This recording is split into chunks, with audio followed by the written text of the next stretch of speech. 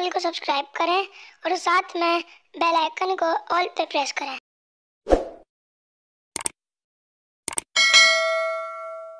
ये तमाम हम्दो सना उस ज़ात बारी ताला के लिए जो रहमान भी है और रहीम भी। दरूद व सलाम उस अजीम हस्ती पर जो वजह तख्लीक़ कायनात भी है, रहमतुल लिल आलमीन भी। नाज़रीन किराम, आज हम मौजूद हैं ताजिर रहनुमा और एक कारोबारी शख्सियत शहर कराची के मशहूर व मारूफ जनाब शर्जील गोपलानी साहब के पास, और हमारा इवेंट है इंडस डिजिटल के प्रोग्राम। हमारे मेहमान महंगाई, अफरात ज़र या इन्फ्लेशन बेसिकली मईशत की एक अहम इस्तिलाह है जिसमें किसी भी मईशत में अशिया की कीमतों के मुसलसल इजाफे की वजह से जो मामलात आते हैं वो यकीनन वो महंगाई की तरफ कदम बढ़ रहा होता है। और इन्हीं तमाम मौज़ूआत पर हम गुफ्तगू करते हुए हम आगे की तरफ बढ़ते हैं। वालेकुम सलाम। कैसे हैं आप? खैरियत से? अल्हम्दुलिल्लाह, अल्लाह का बहुत बहुत करम है। सर, जिस तरह अभी आपने इंट्रो में सुना है और मजमूई तौर पे आप इन तमाम चैनल्स पे और दीगर उस पे आप ऑलरेडी ये इश्यूज़, बर्निंग इश्यूज़ हैं। महंगाई का तूफ़ान है, हर तरफ आवाम परेशान है, और शहर शहर, करिया करिया अगर देखा जाए तो हर तरफ एक ही आवाज़ आ रही है, और वो आवाज़ ये है कि यकीनन महंगाई और महंगाई में रमज़ान, ये रमज़ान आसान नहीं। क्या कहेंगे आप? इन्फ्लेशन तो पूरी दुनिया में है और महंगाई पहली दफ़ा नहीं है। महंगाई पिछले 75 सालों से दर्जा बदर्जा आती रही है, लेकिन इस दफ़ा जुल्म ये हुआ कि लोगों को जो है आमदनी में इजाफा नहीं हुआ। महंगाई अगर आई हुई है तो पूरी दुनिया में, अगर पूरी दुनिया महंगाई की लपेट में है इस वक्त, लेकिन दूसरी जगहों पे आमदनी के ज़राए बढ़े हैं, लोगों की आमदनी के वसाइल बढ़ गए हैं। लेकिन हमारे साथ ये कि हमारी मईशत सुकर गई है।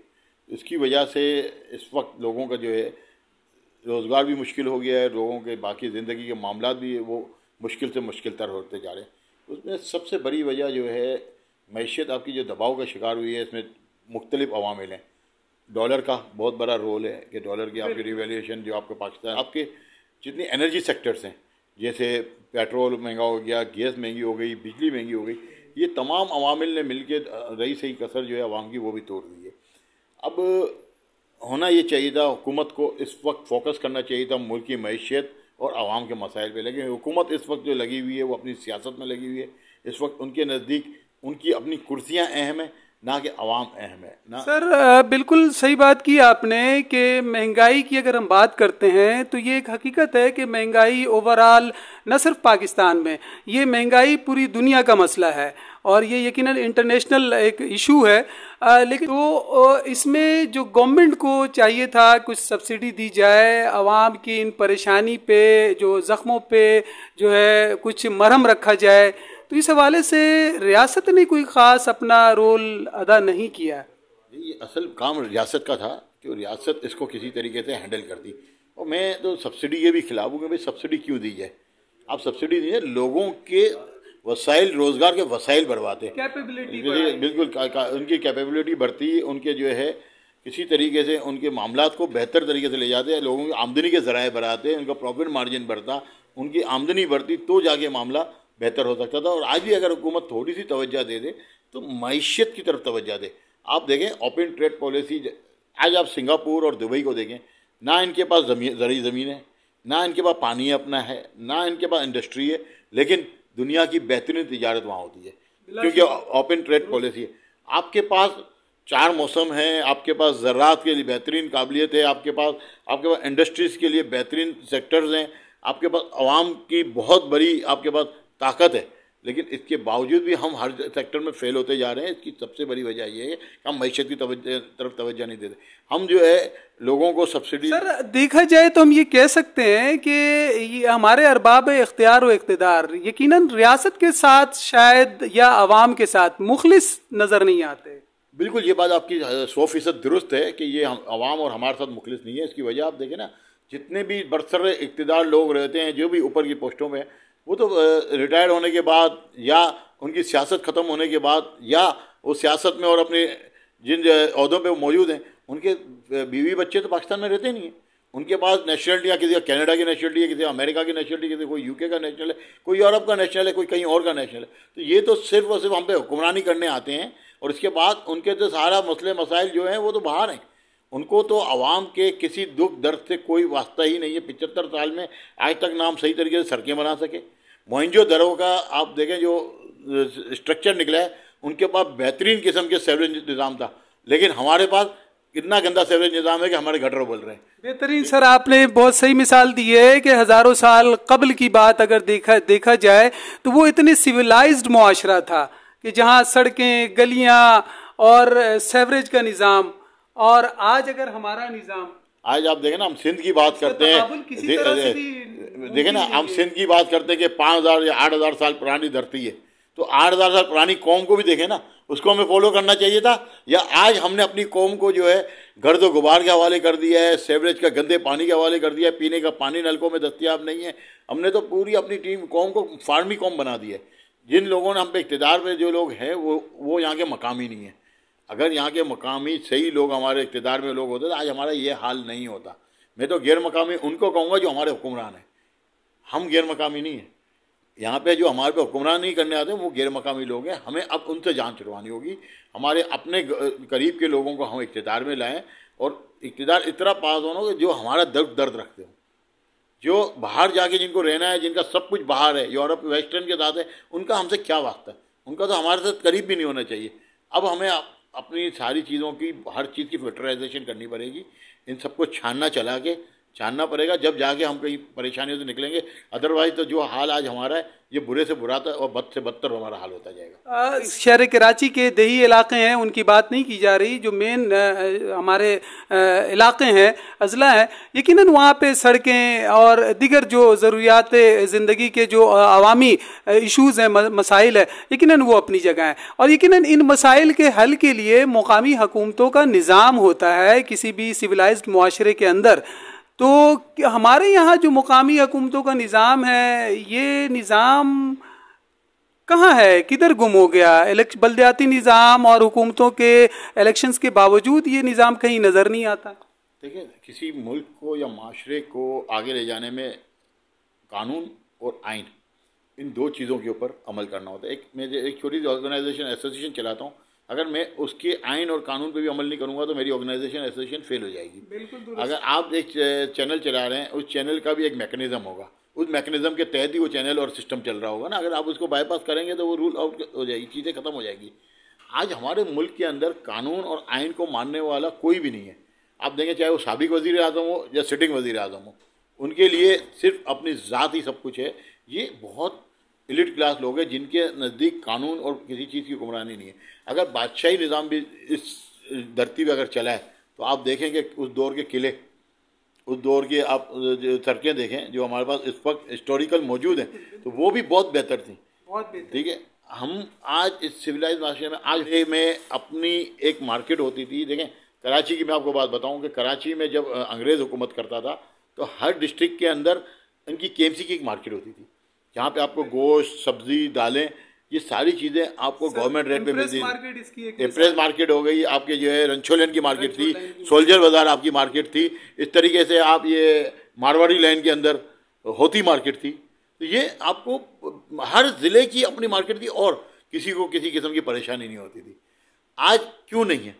हमारी जो बॉडीज़ हैं, हमारी जो हुकूमत है, उसने आज तक हमें दिया क्या भाई? कम अज़ कम आज आप देखें, मैं आपको बताऊँ, वेस्ट में आप जाएँ, हर डिस्ट्रिक्ट के अंदर एक शॉपिंग मॉल होता है जिसके अंदर हुकूमत जो है वो मॉनिटरिंग कर रही होती है कि भाई रेस्टोरेंट के रेट सही हैं, आपके अनाज के रेट सही हैं, आपकी दालों के रेट सही हैं, सब्जियों के रेट सही हैं।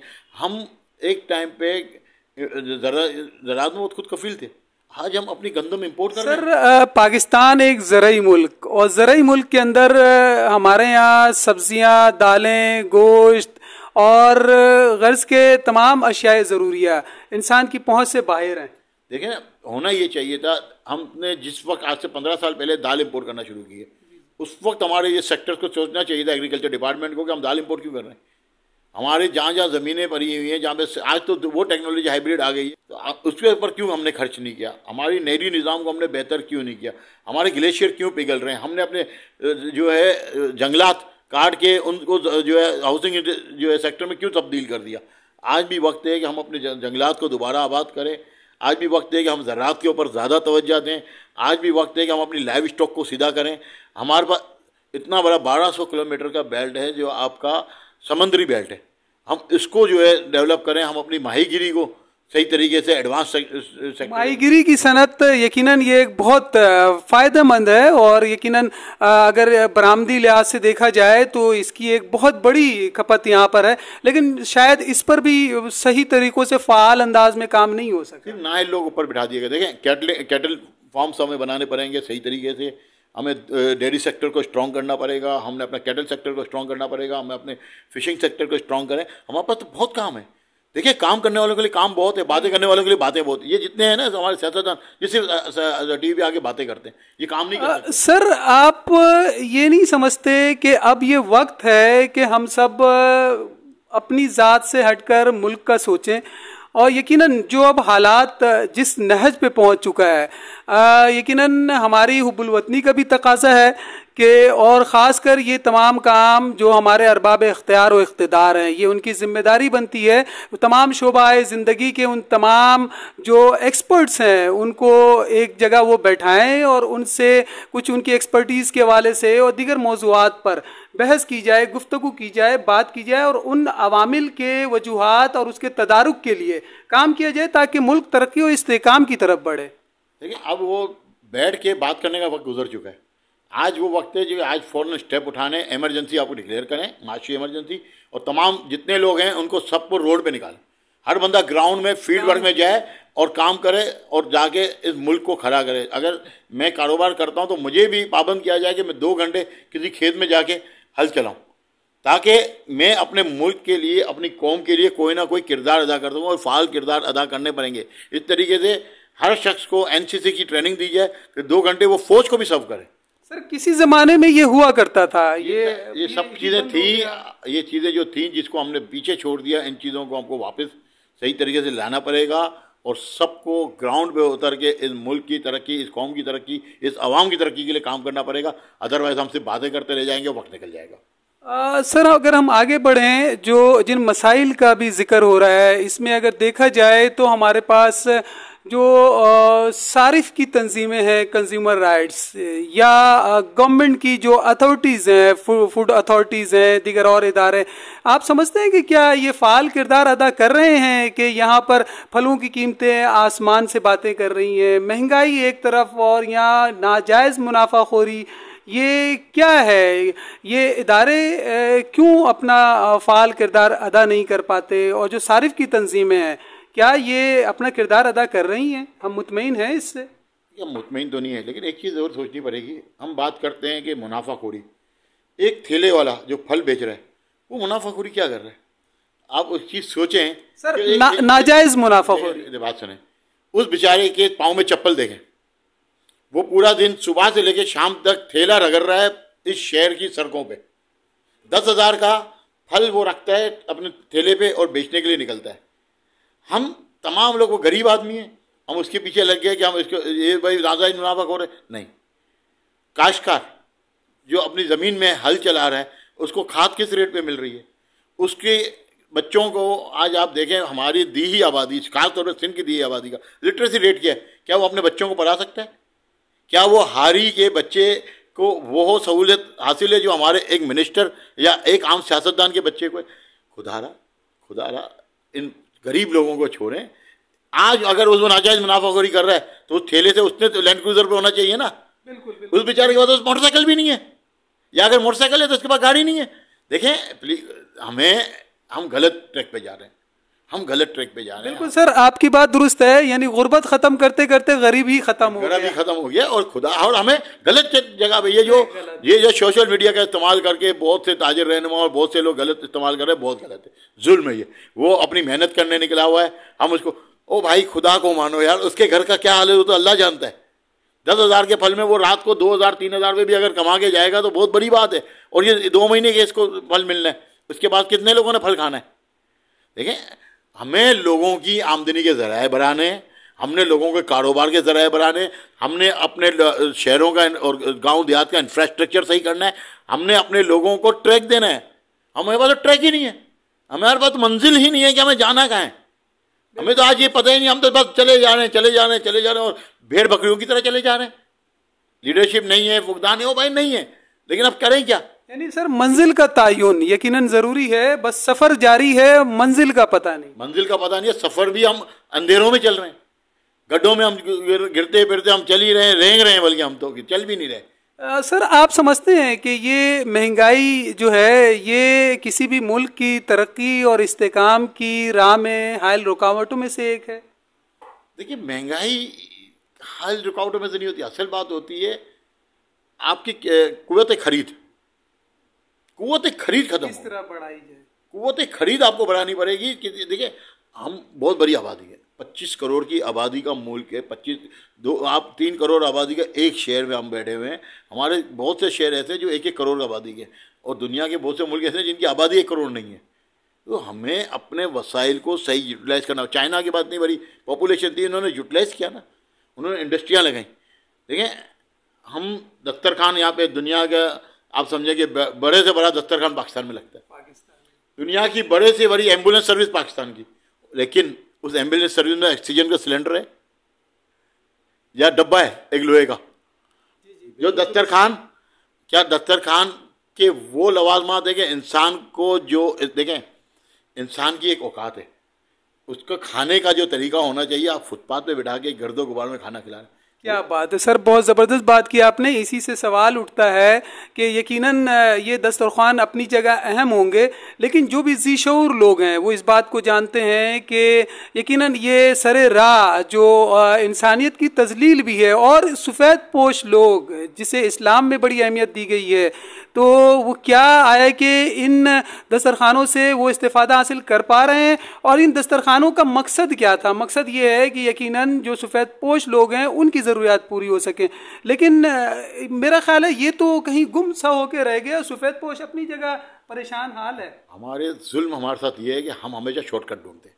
हमने दस्तरखान बनाने थे तो हमने बेहतरीन किस्म के अपने जो है बड़े बड़े हॉल बना के दस्तरखान, वहाँ पे लोगों को इज्जत के तकरीम के साथ हम खाना, अंबिया की सिफ्त है, सुन्नत है मेहमानों को खाना खिलाना, मेज़बानी करना। हज़रत इब्राहिम अलैहिस्सलाम की सुन्नत थी, वो बगैर मेहमान के खाना नहीं खाते थे। ये अंबिया ने रोडों पे खाना खिलाया, औलिया किराम ने रोडों पे खाना खिलाया, उन्होंने अपनी खानकाहों में बिठा के खिलाया। अगर मैंने खाना खिलाना है, मैं अपने साथ बिठा के खिलाओ। आप मुझे ये बताओ, देखें, आप मुझे ये बताओ कि आप बकरे का कौरमा खिला रहे हैं, बहुत अच्छी बात है, आप बकरे की बिरयानी बहुत अच्छा काम कर रहे हैं, भाई मेरे साथ भाई कैसे खिला रहे हैं? आप साथ बैठ के खाएं ना। आप अपने बीवी बच्चों के साथ उस दस्तरखान पे बैठ के खाना खा रहे हैं? नहीं बैठ सकते। खिलाने वाले भी क्या रब्बे कायनात ये नहीं पूछेगा कि मेरी इतनी ज़बरदस्त अशरफ मखलूक, जिसके दुनिया आप समझो कि इस कायनात की सबसे बेहतरीन इजाद मेरे रब के क्या होता है, अशरफुल मखलूकात, हम इसके तस्लील कर रहे हैं। तो बहुत सी चीज़ें, बहुत सी हर चीज़ को रिफॉर्म करने की ज़रूरत है, और ज़रूर करना चाहिए, क्योंकि 75 साल में हम इस वक्त डार्कनेस की तरफ चले गए, हम अंधेरी की तरफ है। हमें उजाले की तरफ जाने के लिए हमें अपने रिफाइन करनी पड़ेंगी चीज़ें। ताजिर अल्हम्दुलिल्लाह अपनी ज़कात, सदक़ात, खैरात और वैसे भी डोनेशन और चैरिटी के मद में ठीक ठाक काम कर रहे हैं। सफ़ेद पोश लोगों तक बहुत से लोग पहुंचा भी पा रहे हैं, बहुत से लोग नहीं पहुंचा पा रहे होंगे, लेकिन हुक्म यही है कि आप तफ्तीश करो, मालूमात करो और फिर आप दो, आंख बंद करके नहीं दे, ताकि आपकी ज़कात जो है सही हाथों में पहुँचे। जी नाज़रीन, बिल्कुल हमारी गुफ्तगू रमज़ानुल मुबारक की ये बाबरकत सातें जो रहमतों का ये आखिरी अशरा है, ये अपने इख्तिताम पजीर की तरफ है। और हदीस मुझे याद आ रहा है कि खैरुन्नासे में यनफ़उन्नासा, तुम में बेहतरीन इंसान वो है जो दूसरों के लिए बेहतर है। और रमज़ान यकीनन खैर व बरकतों का महीना है। हम सबको यकीनन हमारी अल्लाह तबारक व तआला से दुआ है कि अल्लाह तबारक व तआला इन रमज़ानुल मुबारक की इन तमाम बाबरकत सातें और अपने इसकी रहमतों और बरकतों से हम सब को फैज़याब होने की तौफीक इनायत फरमाए। जी, आज इंडस डिजिटल के प्रोग्राम हमारे मेहमान में हमारी गुफ्तगू हो रही थी, मुख्तलिफ मौज़ूआत पर बात हुई और सैर हासिल गुफ्तगू हुई जनाब ताजिर रहनुमा शजील गोपलानी साहब से। सर, हम आपका बहुत शुक्रिया अदा करते हैं, और नाज़रीन हम इजाज़त चाहते हैं इन्हीं कलमात के साथ कि अपना और अपने इर्द गिर्द का ख्याल रखिए।